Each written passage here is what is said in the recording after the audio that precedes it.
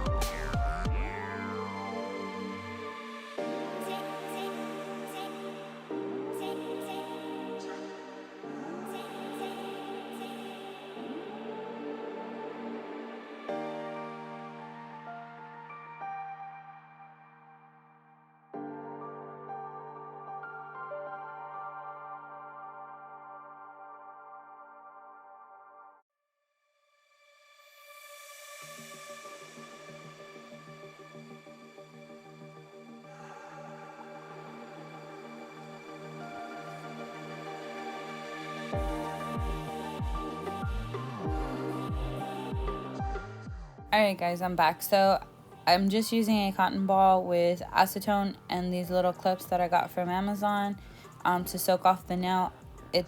This is a lot easier than me dipping their hand in those little soaker things that I do have.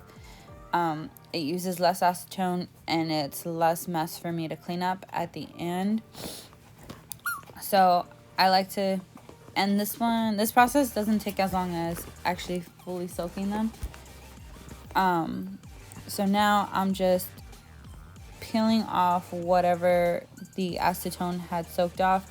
I do put the clips back on there just to get a little bit more of the acetone on the tip off. I mean, a little bit more of the acrylic off the closer to the tip. But I think in all it took maybe 15 minutes to finish soaking them off. And it's okay if you don't get all of it, because when you go in with the sanding band, it'll be able to get most of the acrylic off. But as you can see, it's just supposed to look like that, and I just pulled away the extra. This does get messy, especially because it's a darker color. I had the gooey stuff all over my hands, all over the nail desk. They looked really weird. It actually ended up staining my nails, but luckily these aren't nails that I'm going to be keeping, because as you can see, I just clipped them off. Sorry I'm out of frame, guys. And then now once I fully soaked them off, I'm just pushing back the cuticles. This is sped up, guys, so I'm not really rushing through this part. So you want to make sure that you do, like, take off all that dead skin that's left on the natural nail plate, and just keep pushing them back. She really doesn't have cuticles very much, so there's not much for me to cut when I go in with the cuticle nippers. And this is what I was telling you about. When you go with the sanding band, you can take off most of the product. I wasn't too worried about the rest of it because it was a very thin layer of the black acrylic. So when I put over my new one, even though it is a nude color, it's more like a brown, so it's not gonna really show, it's not gonna go through the black. And see, I'm just trying to get off anything, and I'm not applying a lot of pressure when I'm doing this. So the sanding band, just going around, keep it going, don't stay in one spot because it will cause heat spikes. And you want to make sure you get around that cuticle area just to make sure you get the rest of the dead skin. Sorry guys, that is my dog. She will not leave me alone. But just keep going around in circles and don't stay in one spot too long. Don't think that you have to get every spot off. So like I said, with the cuticle nippers, I really didn't have very much stuff to kind of get. She doesn't really have overgrown cuticles or anything like that because she does come about every 2 weeks, so her cuticles really don't grow that much. Sorry guys, I'm out of frame again. But yeah, the thumb just had a little bit more, or it was like really stubborn in that one corner, and I was just trying to get it to make sure it wouldn't cause any lifting. If you're not comfortable using a cuticle nipper, you can always use a cuticle bit, and just go around over the skin to make sure that you do not cut your customer. So here is the acrylic application. It is an overlay, so it doesn't need to be that thick. But as you can see, you can't even see the black from the old acrylic. And I'm just making sure that we do not get any runoff on the skin, making sure it doesn't go anywhere, keeping its shape. Because as long as your application is fine, you won't have to do much filing. But I'm just going to go ahead and let y'all watch the application, and I'll be back for the next step.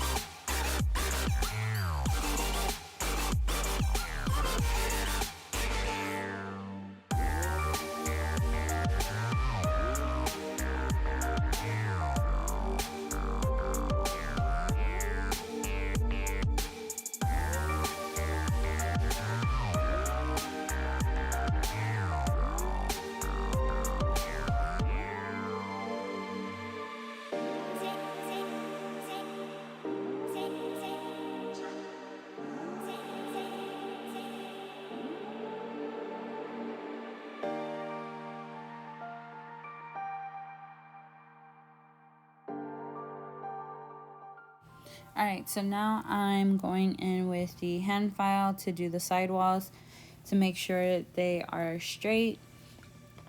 And again, you don't want to file too much on one side because that will cause your nail to be a little crooked, and nobody wants crooked nails. Everybody wants nice, straight shaped nails.